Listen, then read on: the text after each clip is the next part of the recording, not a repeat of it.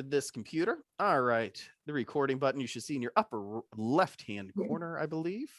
Though they like to move the buttons around, so who knows. But welcome to Book Club Bible Study. Glad you guys are here. We'll be taking on some pretty hard stuff in Genesis tonight. If you guys read ahead, you know that we're hitting some really weird stuff coming up. So please feel free to dive in there with stuff. And just like we did last week, I have gotten folks who came back who are watching it after who filed more questions. And by the way, I love that people are doing that. So if you have friends who watch this later and they approach you with questions, tell them to email them to me and I will address them the following week. Okay. And that holds true. Like if you guys get stuck at work or something one night, watch it and file any questions I don't address. Okay. All right, cool. Any immediate questions that you all have from last week that you want to talk about? Okay. Well, then I'm going to switch this so I have a better recording. Okay. We're watching TV.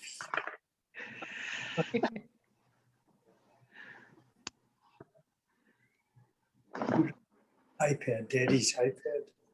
Okay, hopefully Here. it hasn't kicked in yet. Do we need to say something so you can hear us? Yeah, I can hear you. Can you hear me at all? Yes. Yeah. Okay, but you're hearing me, I think, through my computer, not through my earphones. Why is it doing that? Just a second. Oh, it's not syncing. Okay. Whoops. Did this to me last week too. It likes to wait until I'm on here. Okay, I'll have to figure that out. I do apologize. I thought I had it figured out, but clearly that is not the case because it will not jump to it. This new computer of mine still has its challenges. So back to the old earphones. My apologies. All right, hopefully y'all can hear me without too much trouble. Yeah. All right, so let's go ahead and we will share screen.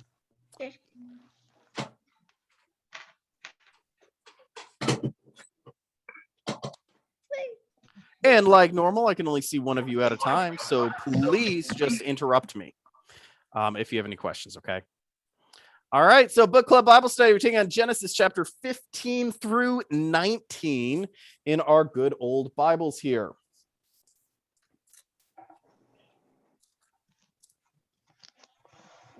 So 15 through 19, we are going to cover some pretty good stuff. So here we go.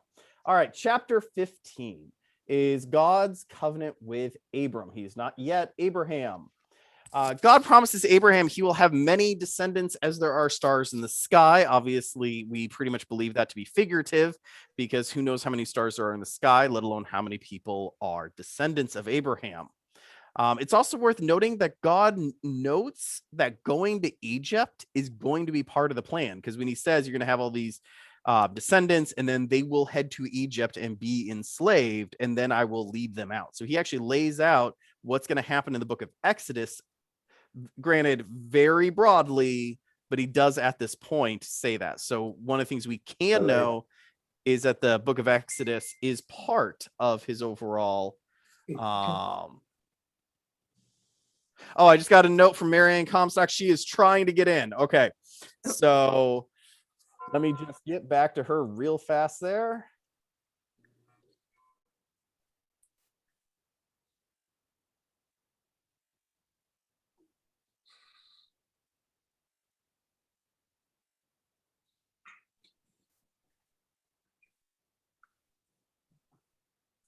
All right. So we know that the book of Exodus is part of the overall plan. Any questions about 15?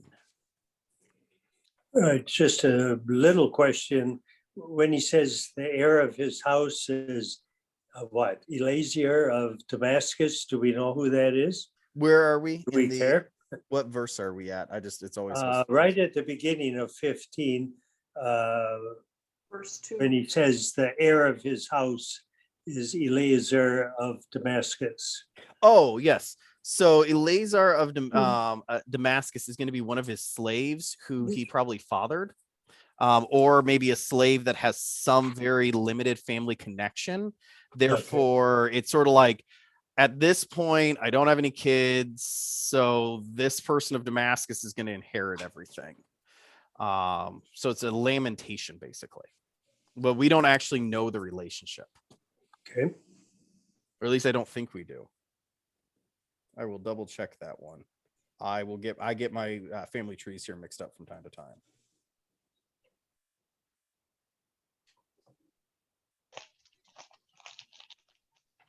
Yeah, this is, yeah, I have a note here. Yeah, we don't actually know who this guy is. He'll never pop up again. No, good question. Any others from 15? Okay, just a second. I got a request to send the email, which I don't know if I can do because I'm recording. Just a second.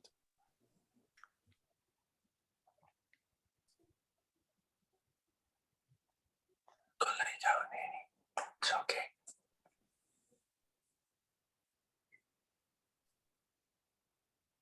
It's right here by Danny.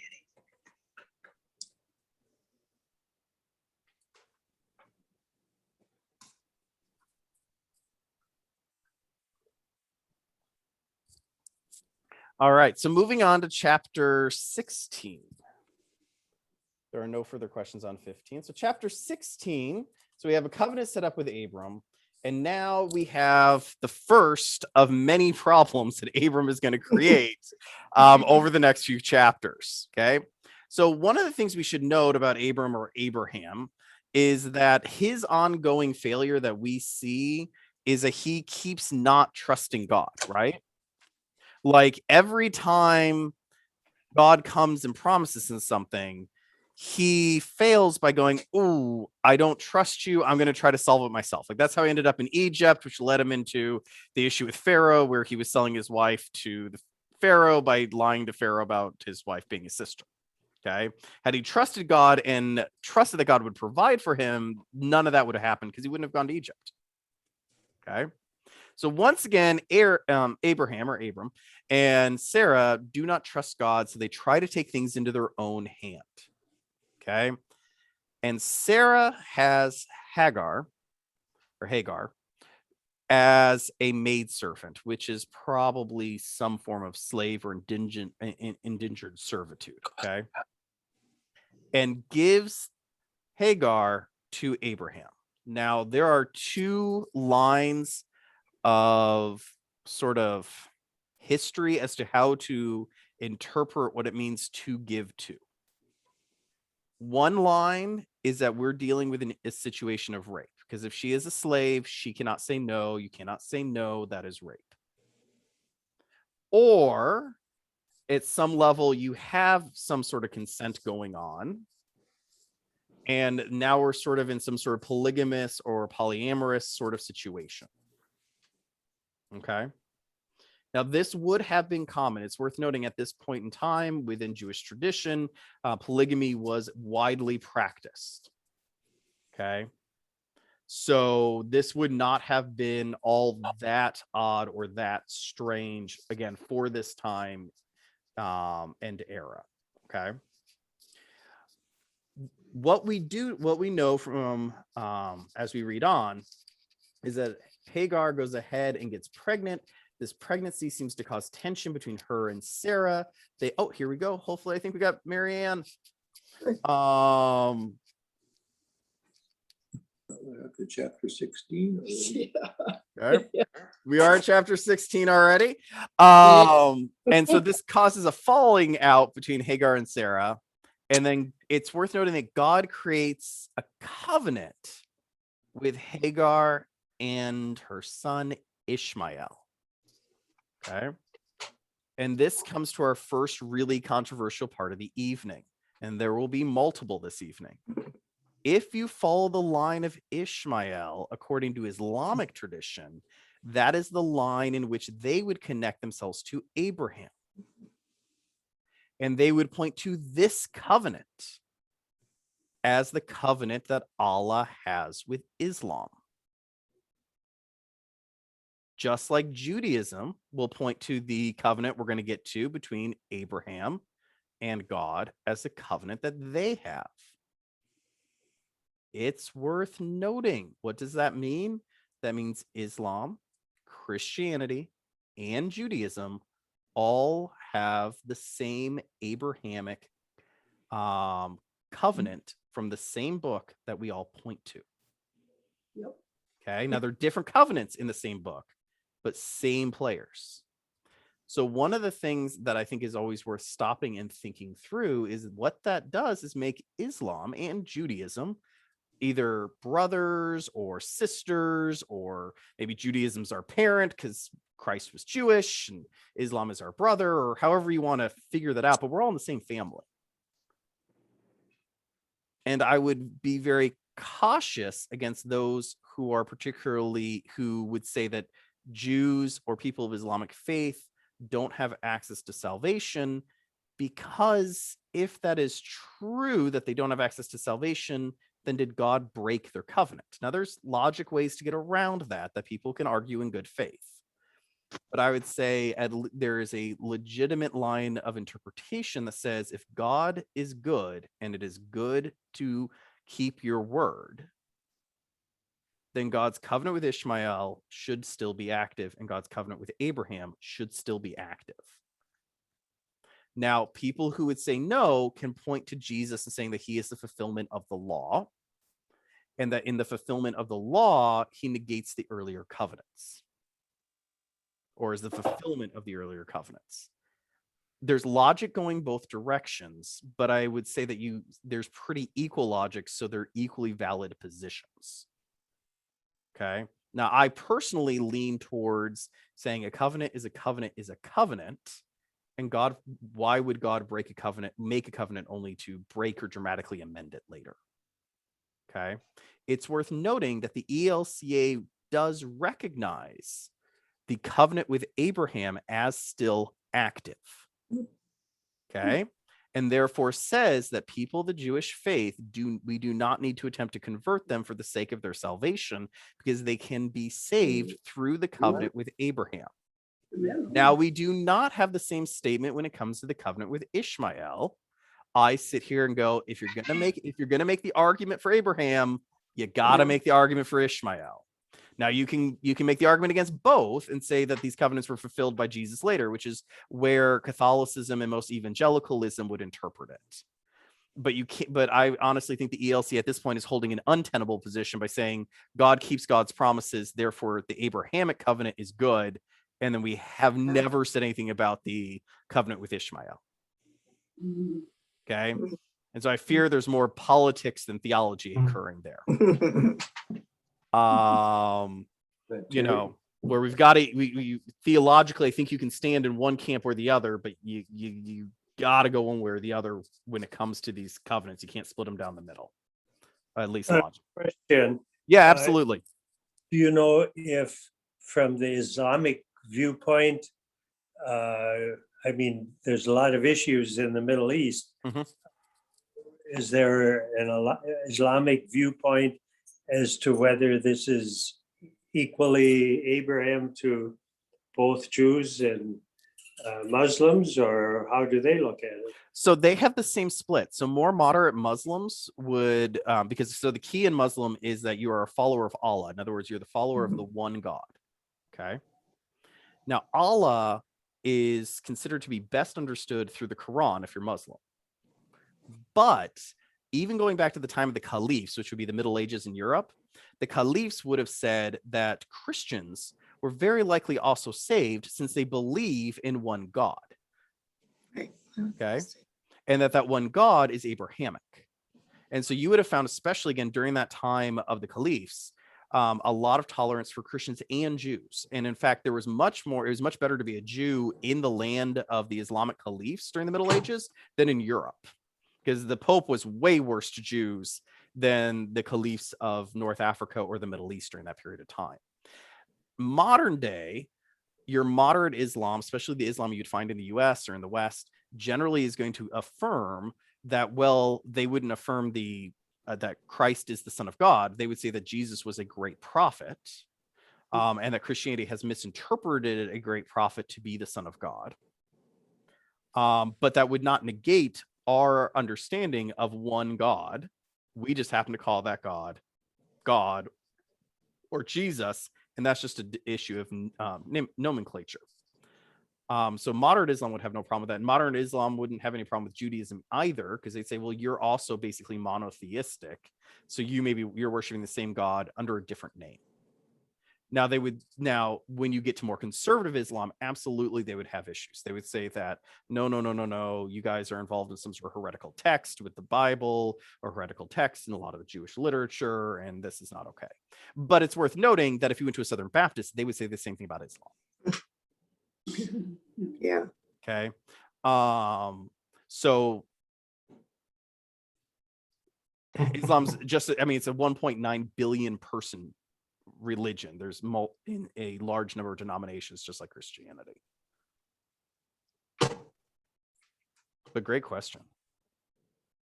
Any other questions so far?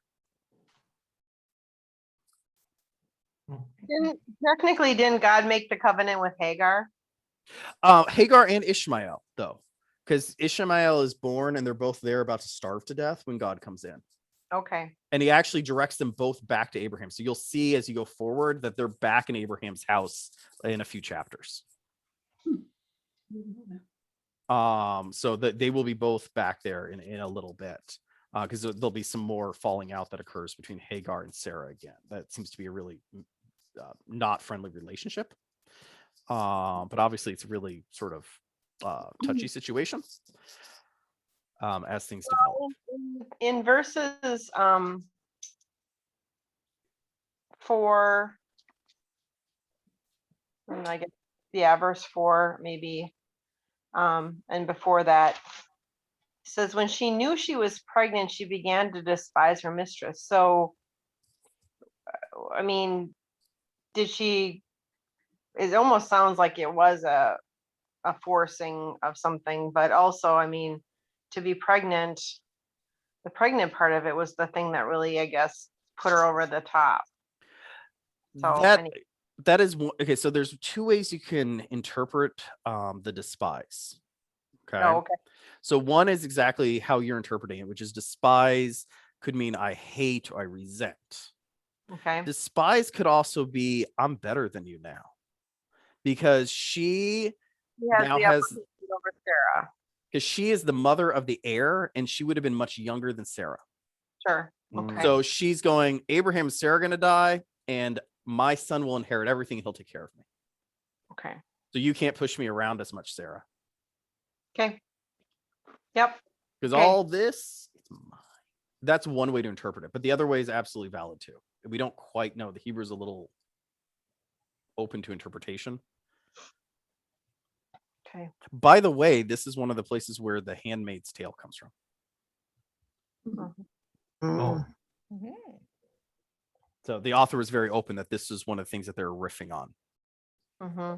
Well, one of the things, I have a archaeological Bible, and it says that if a wife was infertile, she should provide her husband with a surrogate child. That's Arabic code. Yep. And that would have been very much active in that time period. The question is whether the Hammurabi Code would have been more Babylonian in origin. So no one really knows how much that would have affected Jewish thought. You would think, since Babylon is a major superpower at this point, that it probably culturally is sort of exporting its knowledge and its way of life, and they're right next door, so it makes sense. So that definitely also could be what's going on. We know the Deuteronomistic Code will pick that up. And the way the Deuteronomistic or in Deuteronomy that it is written is very similar to the Hammurabi Code. So we do have some evidence of cross-pollination. The problem is that the Deuteronomistic time period is later than the writing of this, probably. But that doesn't mean that it didn't exist in an earlier time and just get written down in a later time. In verse 12, he says, the angel says, he will be a wild donkey of a man. She's referring to Ishmael. His hand be against everyone, and everyone's hand against him, and he will live in hostility toward all of his brothers. So is that what happened with with Islamic people? I would push back against interpreting that. Again, if you look at it, and we've talked about this before, we're in music, right? We're in poetry now. If you look at your Bibles, Yeah. you'll see that we move from prose to poetry writing, which is Yeah. why you have the different headers. Right.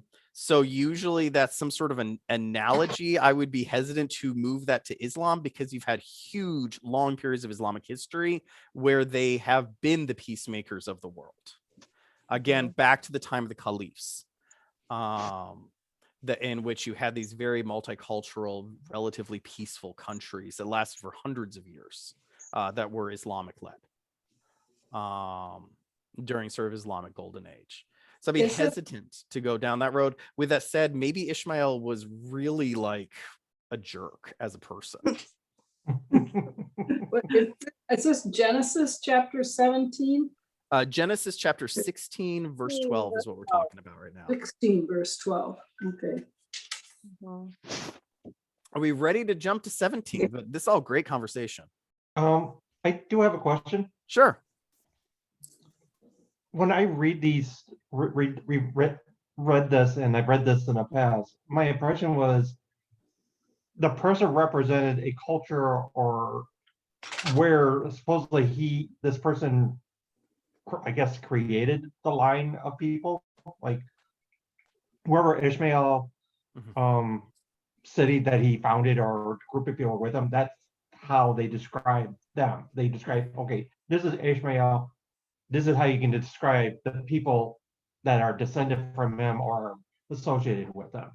Is that too much to react to? Or No. Yeah. If you've ever lived in a small town, okay, or spent any length of time, yes, if you hang out in a small town long enough, you always have that family that, whether or not it's fair or not fair, because sometimes it's an apt description, sometimes it's really not, that everyone's like, yeah, everyone from that family is a little, or man, that family's got a whole bunch of going, right? Okay, so and we're going to see that in a few, we're going to see that I think in a few minutes with some of the genealogy, where you have a whole genealogy. Well, this people came from that person, and we're definitely going to see that as a tack on that occurs at the end of the Lot daughters story, because Lot is going to sleep with his daughters, and at the end of it, they're going to be like, and by the way, that town over there, that's their descendants.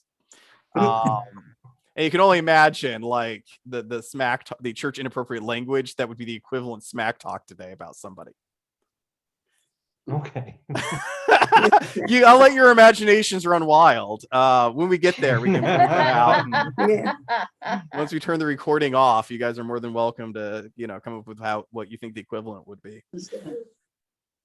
No, good points. Anything else about chapter 16?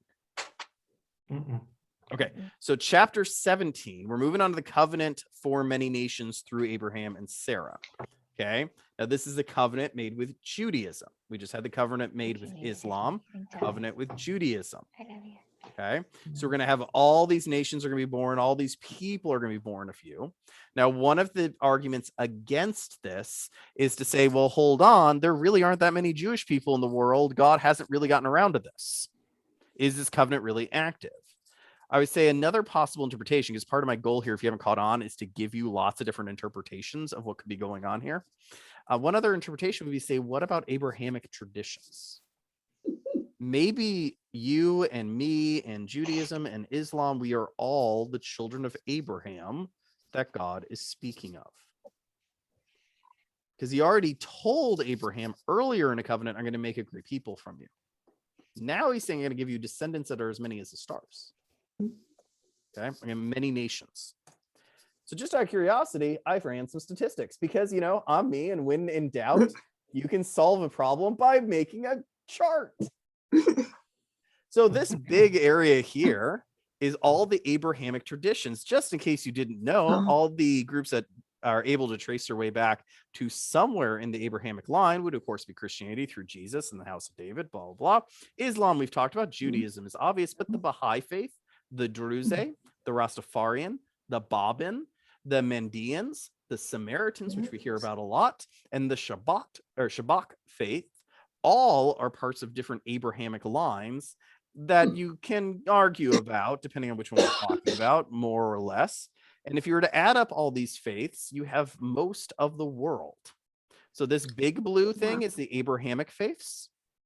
The red area is people who are all non-religious, so like religious, not spiritual, plus all atheists, plus all agnostics, plus all deists. Okay.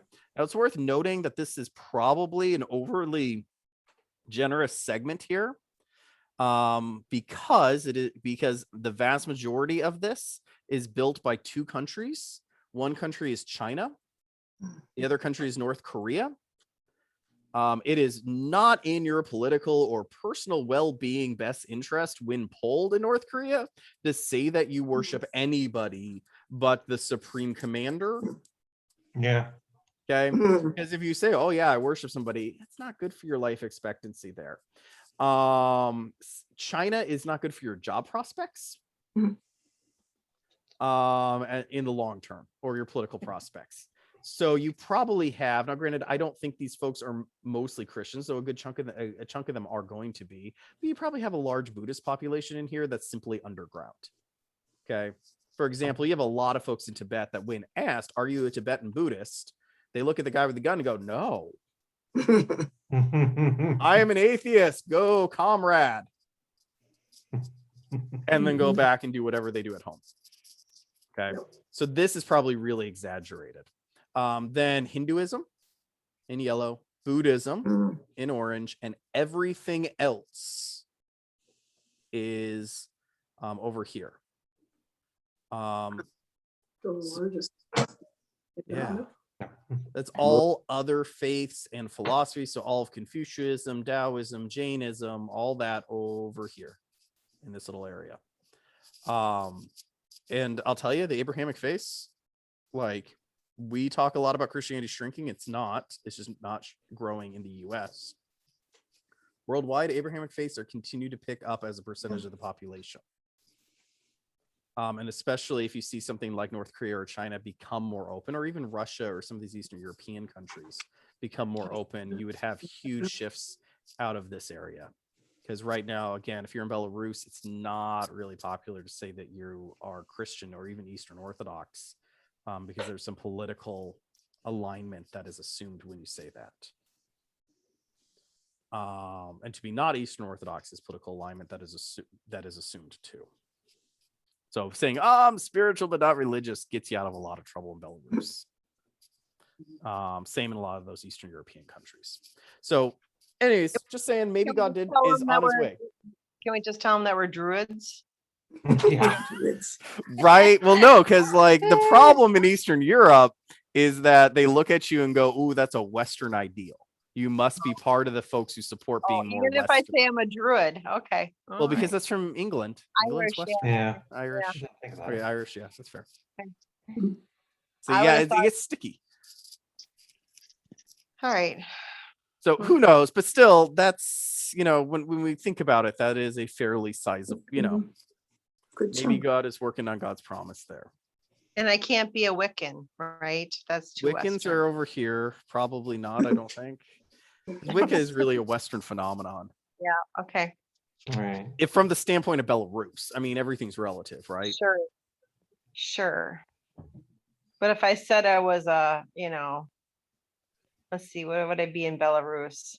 You could be Eastern Orthodox, but that implies you want an alignment with Russia. I could be part of the vampirism of Transylvania, right? Right, because no one's ever persecuted the Romanish people. That's never happened. Because the Romanish people are just so loved in Belarus. It's not like they have a history of being wiped out in large numbers. Okay. See, All right. you see why smart up and coming people are like, I'm spiritual but not religious. In Belarus, please hear that. Sure. All right, moving on to chapter 18. If there's any questions about 16 or 17, I mean. Quick question. Sure. And just where it is, I don't know, I think toward the end, it kind of refers to Abraham's people but then also the foreigners that you bought with money. Are those the slaves? Yes. Yes. There would have been a slave trade that would have existed throughout this whole area at this point in time. I just wondered if the circumcision was akin to the dividing of the calf or whatever that they walk through on the cover. I don't know. That's a good question. I know that my answer to, usually people ask like, why circumcision, and it's usually it would be way too quickly to find them over and against, and also like you got to have a lot of commitment if you're to go get circumcised, especially if you're a grown person. Right. Well, it That sounded was like for health reasons. And there would have been health reasons involved. I mean, that is also true. A lot of doctors even still recommend circumcision just because of the infection possibilities. That is absolutely true. And that probably is one of the things that keeps it going. It may have been why God introduced it. Might have, outside of having sort of a social cultural binding that it becomes, it also does help with health. In fact, if you look at a lot of Levitical codes, those will be, if you start off with the assumption there is no soap, which there wasn't, and Right. no one has antibacterial anything, 'cause they don't even know of bacteria, and all you have is like a dude who's been in the mud all day and a knife that you can't really disinfect. If that's where you start, what they do next is actually reasonably good butchering Right. and reasonably humane. Put that In knife in comparison. a fire and you'll be good to go. Yeah, but Oh, they that didn't sounds so much understand better. germs. Oh, I Okay. thought it was a kid. I know. Okay. Any other questions? No, this is good. Mhm. So, None? Okay. so no healers in that day, no real healers, huh? No like shamans of any kind like that. Oh, that you would totally would have had. You would totally would have had shamans and stuff like that. You would have had witches too. They would suck. But they usually knew like vegetation and what kind of vegetation would, or different things would. You would have had some of that. Obviously, it would have been a very hit and miss sort of a game. Sure. But a lot of times when you hear, you'll find in the Bible references to sorcerers and witches and things like that. Often what you're really talking about is people who know herbal medicine. Or at least that's their bread and butter is herbal medicine, and they might be pretending that they can do other things. So, maybe you have some actual herbal medical skills, but you also happen to have picked up a few magic tricks while you're at it. Maybe you know a little bit of science and can like predict when a eclipse is going to happen, or maybe you know how to like maybe you figured out that like if I hit these two particular rocks together I get fire. Maybe you figured out a few clever things. Mhm.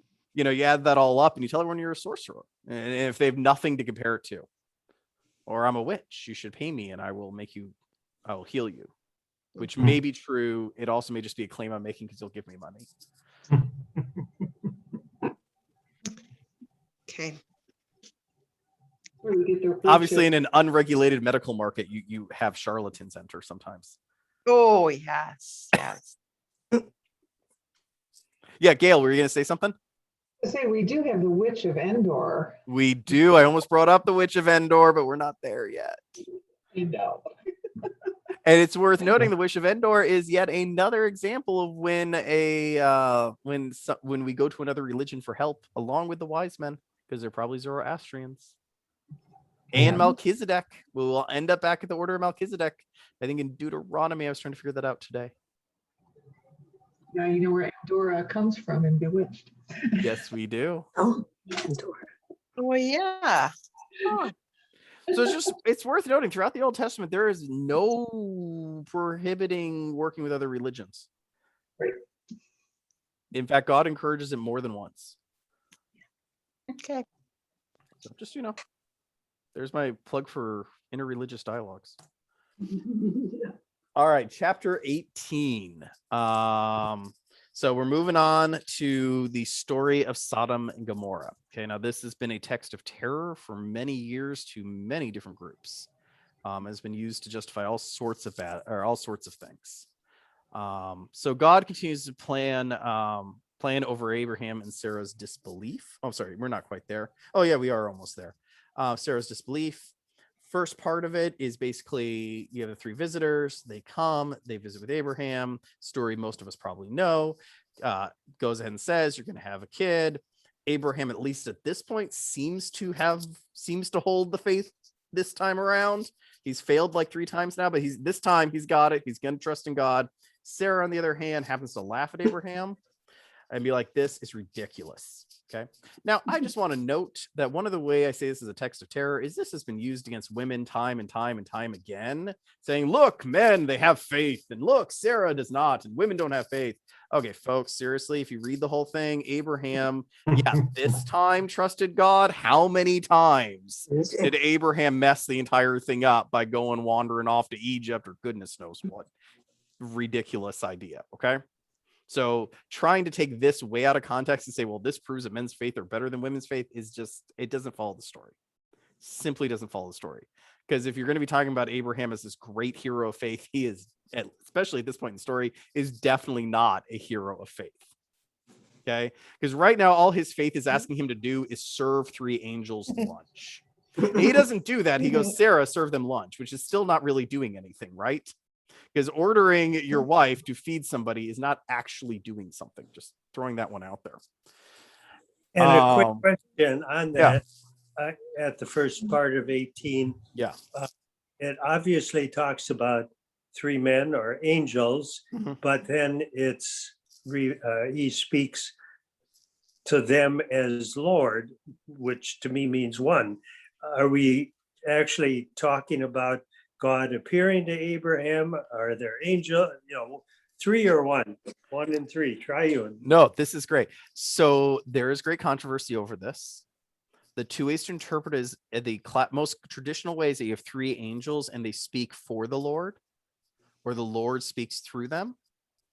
Others have made the supposition that you're talking about the Trinity, because that is a number of 3. I am a little like about the Trinity, because you end up with a problem because, okay, there's no problem with God being there. There's no real problem with the Holy Spirit being there. There is a little bit of a problem with Jesus being there because Jesus needs to be fully human and fully divine. And this is long before Mary, the mother of God, has come around. So there are theological ways around it. It just, you sort of gotta, in my opinion, to get there, you've sort of got to maneuver so much theologically that I start going, really? Occam's razor starts to fall apart here. Like, yeah, I guess that could be what's going on. So I default more to the more traditional. We have 3 angels, but he knows when he speaks to an angel, he speaks to the Lord, for they are emissaries of the Lord. Okay. That would be my guess, but there are other valid interpretations of that go towards a Trinitarian read. My Bible commentated that, thinking that 2 of them were angels and 1 was God himself. That could be true. I mean, yeah, that is another. It was, yeah. The reality is we don't really know, because you point out to a really good thing, which is, okay, so we have these 3 visitors is probably a really good interpretation. So it doesn't, I mean, we sort of interpret the visitor to be angel or the visitor to be something, but visitor is really the language being used. But then he speaks to the Lord, and he speaks directly and in sort of a first person. In a sense, like, it's not that I'm saying, hey, Phyllis, tell, Diane that I said. He's not talking in that sense. He's saying, I hear you, I trust you. So he's talking directly in that sense. Yeah, and in verse 9, it's they said to him, and then he said, and then the Lord said. Yeah. No, it's the answer is I don't know. They're like, I don't know, and I'm not sure there is a way to have a definitive answer. My counter always, when I say there isn't a way to have a definitive answer, is then to ask ourselves, do we need a definitive answer? Right. Because I'm not sure whether or not we're talking 3 angels or the Lord or the Trinity, or the Lord shows up and the angels go away, or like, there's tons of scenarios that could fit the language. At the end of the day, he's still talking to God. Like none of the different interpretations would say that he isn't. All of this was actually what, written by Moses? We don't know. This is probably a combination of oral traditions passed down for a long period of time and then later written down. In fact, all of Moses is probably an oral tradition about him that has been passed down generations before being written down. Okay. Tradition would say that Moses may have written this. The problem is that genealogy says he's not born yet. So he could have written it. Tradition would say maybe he wrote it down, but even if that's true, the genealogy would still have him hundreds and hundreds and hundreds of years later. Hmm. I want to say 12 generations, but I may be wrong on that. From Abraham. So you're saying they didn't have computers yet? I'm saying they didn't have computers and writing things down were super expensive. Just the aliens that came to visit them and then that left. But I would also warn people, Okay. like, one of the things people don't realize is that in cultures that have oral traditions, they are very good at not messing the oral traditions up. Right. Okay. So we have been a written-based culture for a very long time, really since Socrates. Socrates didn't like written-based thinking. He was against it. And obviously he lost the arguments. But he was sort of the last great thinker that was like, no, writing's stupid. So we have been, since Socrates, basically Plato, a writing-based culture from that point on in Western society. But in this society, oral traditions would have been absolutely memorized, impeccably memorized from generation to generation. And any attempt to change it would have been culturally really abhorrent. And you say, well, aren't things so much better when they're written? And I would actually point back to Socrates, who says, dude, if I say something and I hold you to say it the same, I can always come back and like beat you on the head if you change what I told you. If you write it down, who keeps someone 3 generations later from just erasing it and writing something in?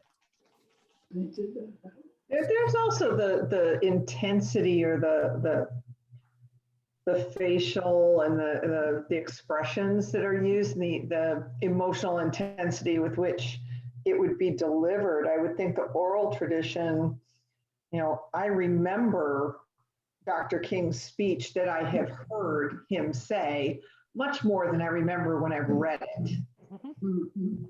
So I think of the voice, the cadence, the rest of it.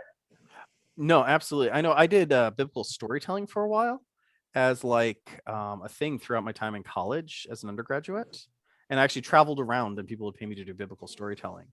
It was sort of a side thing I did as a ministry. Troubadour? What? A troubadour? A sort of troubadour. Yeah, I was an interesting kid in college. But one of the things I learned when doing this was that I could tell you a biblical story, change 0 of the words between 2 tellings, and bring out different meanings by merely changing voice, changing where the pauses were, changing the emotions behind it to produce a certain interpretation. Because you could, like, again, one of the ones I did a lot was I knew the entire first 2 chapters of Matthew I memorized. And one of the things you could do would be is the fact they're called wise men because they're smart. I mean, that's one interpretation, right? They're wise individuals, the sort of traditional. Or are they wise men the way someone's a wise guy, like they're sort of idiots? Because you can also interpret a lot of what they do as sort of stupid. Like they're told there's going to be a new Messiah who's going to overthrow the king, and they show up to the palace. Like, how dumb are these guys, right? And so if you, by merely changing your tenor every time you talk about the wise men, from the wise men to the wise men, you change the interpretation from that point on, even if you don't change one of the words. And that would have also been part of it. But I would say that actually allows for greater exploration of the human condition, because the vast majority of the Bible is talking about some human somewhere. I was thinking about reaching the audience a little bit better, because some audiences will respond to the spoken word a little differently if you emphasize a different element of it. Cadence changes. Absolutely. They'll words. Well, dude, let's just understand TV has defeating books. This may be good, this may be bad, but way more hours of TV is watched than hours of reading books. Therefore, TV drives our culture more than books. Yeah. You know, I think, you know, I want to get it. Back to the oral, like the oral Mhm. tradition of storytelling. Absolutely. Yeah, live storytelling. And it's worth noting that the New Testament also lived through a good 200-300 years of live storytelling before all of it gets written down Mhm. Yeah. When it and was then put together. the guys decided which part of what was written down would be the part that made it. Yeah. Bingo. If one of these days y'all want to dig into one of those Gnostic texts, we could go to weird places. All right. So I'm going to move on in 18. We're going to move to the second part of 18 here. Abraham pleading for the people of Sodom. Okay. So God tells Abraham, going to destroy the city, going to kill everyone. They're all going to die. And Abraham comes in and goes, no, no, no, no. Hey, God, what happens if I find this many people? And God's like, go for it. Good luck. And Abraham's like, okay, so maybe if I find 5 people less than that, is that okay? God's like, sure, go for it. Good luck. Okay. And you do that over and over and over. Most people just sort of skip over this as sort of silliness or preamble to what's going to happen to Sodom and Gomorrah. I do like to point out, I think there's actually a lesson to be learned here, which is we often as Christians have pursued what's called piety. In other words, treating Jesus with great respect, with great sort of admiration, which isn't bad, but sometimes I think piety can get in front of spirituality. Insofar as if you have an argument you need to have with God, go have it. God can take it. Because Abraham is yelling at God. May not change God's plan. You're probably not going to win. But this idea that I have to be like, dear God, today on the 38th day of the 35th year of the whatever, okay, you know, like that sort of structure isn't necessary. Now, if it enhances your spirituality, do it. It doesn't hurt anything. But I've found in my own spirituality, there's some times you just need to go yell at God and be like, what the heck are you up to, you weirdo? It's okay. God can take it. Okay. And so I always encourage people, don't let that get in front of you. If that's what you need to keep that relationship going is to have an argument, don't avoid the argument with God. Abraham didn't. Jacob didn't. Jesus didn't. Monday, Thursday, folks, coming up here, we will hear about Jesus having an argument with his dad. Being like, seriously? The best plan you have is have me die on a cross. You are the creator of everything, and the best plan you came up with is I die slowly. Like literally any other plan seems better to me. Okay, that's what happens at Monday, Thursday, folks. So just again, nothing against piety. Piety can be really good. That admiration, that respect can build deep spirituality. I grew up Episcopalian. I spent time at a Catholic seminary. I get it. But just like anything, if it gets in front of your relationship, get it out of there. If it enhances it, keep it. All right, now to Sodom and Gomorrah. Mhm. Here we go, folks. Hang on. Chapter 19 is where we find all sorts of stuff. So, dun, dun, dun. All right. First thing. This has, if you read the story, Christianity has gotten it wrong ever since Freud interrupted Christian thought on this. Okay. I blame this solely on the basis of psychoanalysis and in this case, one of the few cases in Christian history where science led us completely astray. Okay. This has nothing to do with homosexuality and nothing to do with sodomy. Like, even if you read it very, very literally, it has nothing to do with homosexuality, nothing to do with sodomy. What's going on here is Lot lives inside the city. He hangs out most of his days outside the city. We learned a few weeks ago, Lot knew that this city was full of wicked, awful, horrible people. Okay. And Lot thought, I am righteous. My wife is righteous. I will have righteous kids and they will marry righteous people. Lot knows enough about the city that when the two angels or emissaries of the Lord, however you want to interpret it, show up, that if they stick around till nightfall, they are going to be attacked by a rape gang, because that's what the people of Sodom and Gomorrah do for fun on Friday nights. Okay. That they go and say, hey, this person's new to town, let's rape them. So he takes them in and says, hey guys, come over to my place, hide out here. Now it's worth noting that he takes them in, they hide out at his place, and guess what? The rape gangs hear about it, head over to Lot's house, bang on his door, and says, let us in. We want to rape these guys because that's what we do to anyone who comes by our city, so they know who we are. He, being no longer a righteous guy, is like, hey, don't rape the two visitors. I have two virgin daughters. Rape them. To which the crowd is like, dude, I'm going to rape all you people.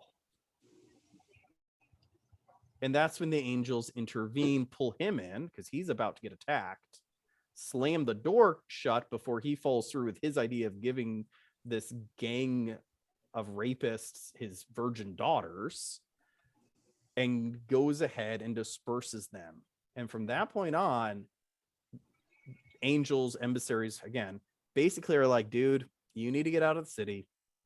Do you know anyone who's righteous? He's like, yeah, there's me, my wife, my daughters, and this is important, my daughter's suitors. So people they're engaged to.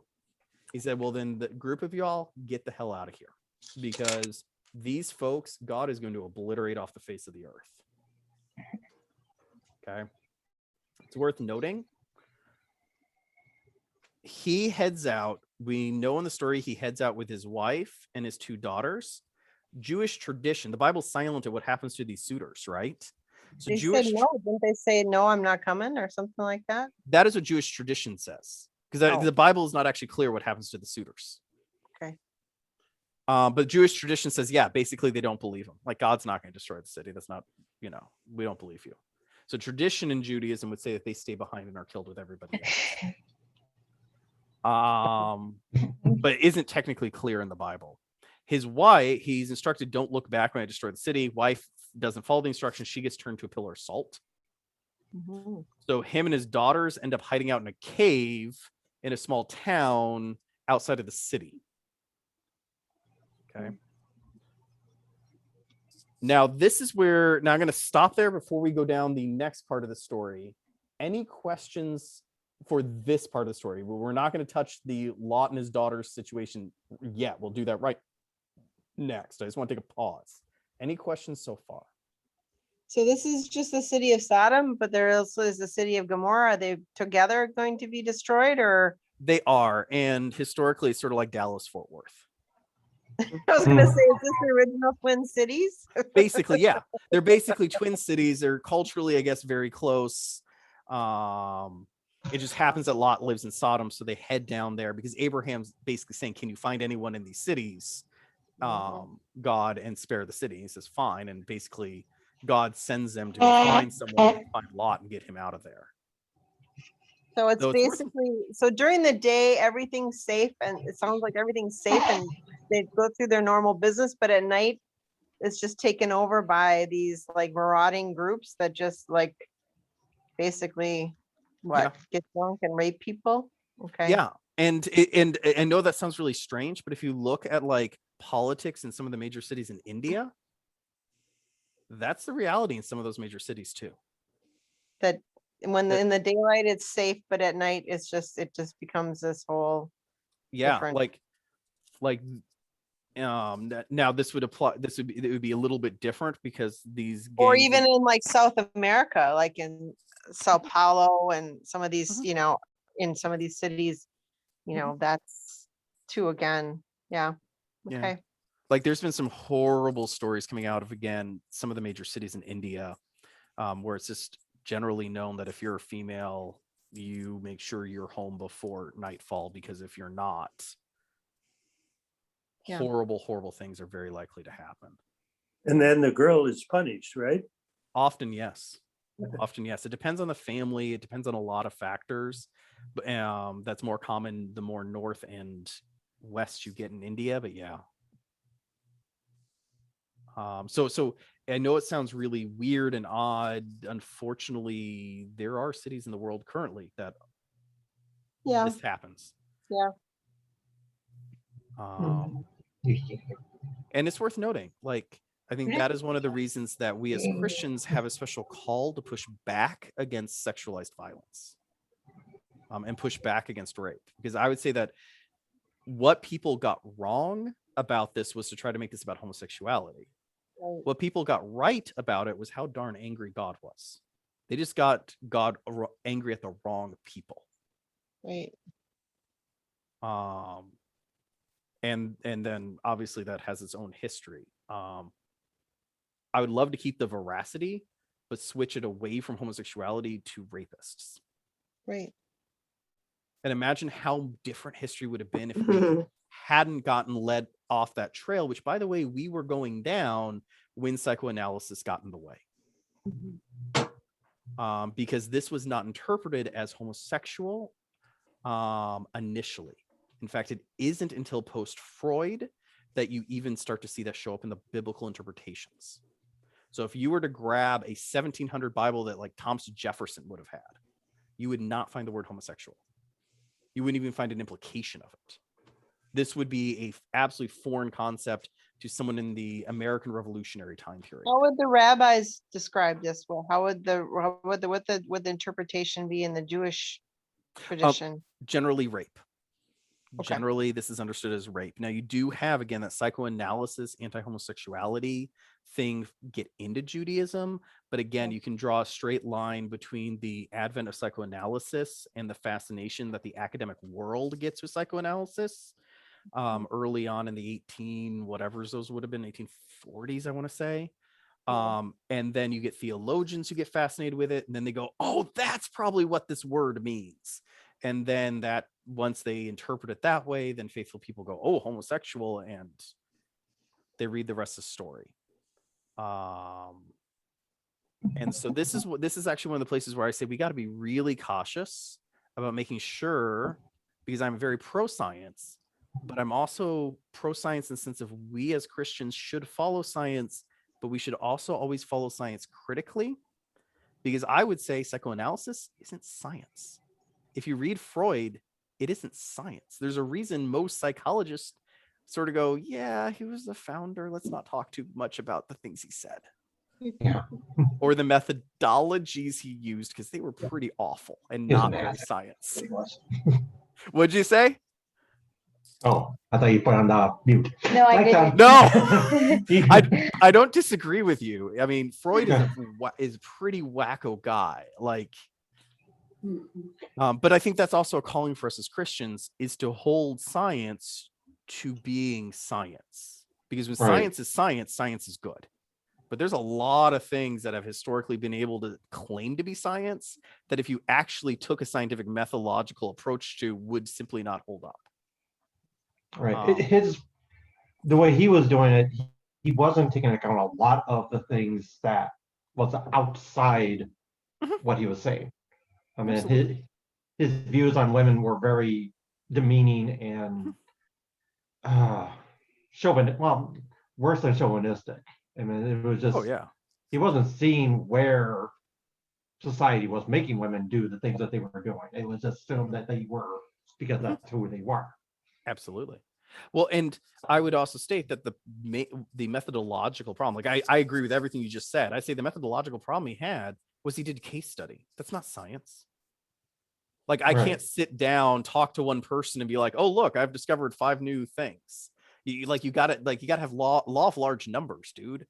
Like, yeah. And I still, like, I will push back. Like, I'll tell you, like, if you really want to get me off on like a tangent, I remember one time I was reading a psychological study that got published in the Yale Journal of Psychology back in 2008. It's go with 2008, maybe 2006, something like that. And it was a dude who like gave away determined that coffee made you happy. And they determined this by going out in New Haven on a winter day and giving people the chance to have free coffee. And on your way in, they said, how happy are you, 1 to 10? Then they gave you free coffee. They said, how happy are you, 1 to 10? And voila, the people who walked in for free coffee on a cold day were happier when they left. Well, okay, that's not science, folks. Okay, I could hang up. Okay, I could have given free barbecue away, and the people who came in for the free barbecue would be happy to have free barbecue, because if they weren't going to be happy to have free barbecue, they wouldn't have come in. Yeah. Well, maybe it was the idea that they got warmed. Maybe the warmth inside in the building made them happy, Sure. not the coffee. Right? I just like, there are so many methodological other things that could have been going on there, right? Like you have self-selection, self-bias, all these sorts of things, multiple vectors you cannot control, like the weather. Like, would it have been as good if you were in South Texas on a 110-degree day? I'm betting not as many people stopping for hot coffee. The guy with the iced tea down the road is going to beat you every time. So I just, but I think we as Christians, that's one of the roles we can and ought to play, which is to say, hey, science, you need to uphold your own methodologies, because historically, when you do, you produce some of the greatest advancements of humanity. But when you don't, you can create some of the most horrific parts of humanity too. All right.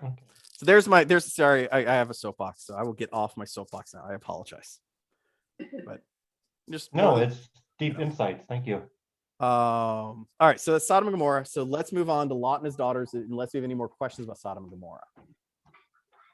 Okay, Lot and his daughters. Okay. So One thing. oh yes, yeah.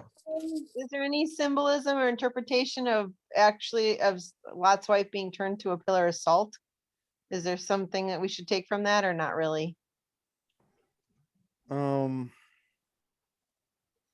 Is there nobody ever talks about that, like goes down that road? Why a pillar of salt? Just the only things I've ever read as to why would have been that it is a way of explaining the Dead Sea, which is nearby. Because if you go to the Dead Sea, you do have pillars of salt all over the place. Oh, okay. Oh, And that's so, the symbolism there. and Okay. and where Sodom and Gomorrah was, and if you headed down towards like Zor or whatever the little place, yeah. town that he's headed to, you would be very, very close to the Dead Sea. Okay. So if archaeologically Sodom and Gomorrah has been unearthed or not? We have a general feel for where they are. I don't know. I don't think they've been unearthed. Okay. But we do have a general idea, because it does give earlier on some relatively close details of this city is between these rivers, and we know where those rivers are. So we have a basic idea where it is, and that would not be far from the Dead Sea. Okay. Lot and his daughters. Here we Here we come. go. For those of you who didn't read the most sensational part of Genesis, the most like a really bad, like I don't even know what to call it. Lot's daughters, now with the suitor and their mother dead, decide that they're going to get their dad drunk, sleep with him, and get impregnated as a way of continuing the line, which they then carry out over at least 2 nights to do, and essentially rape Lot. Okay? Because it is very clear that he does not understand what's going on because he is so drunk. Do you think that they were traumatized though by what all was going on? I mean, come on. No? Yeah.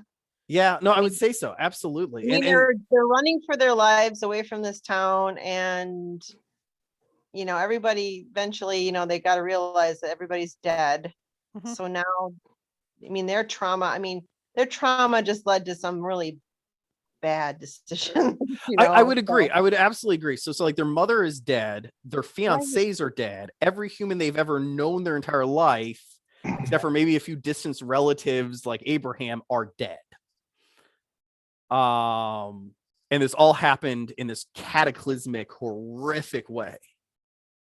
Did y'all froze on me? Have I frozen on you? except for their father. Hi there. Oh, I'm having bad internet connection issues. Let me see if there's something I can do about that. You guys there?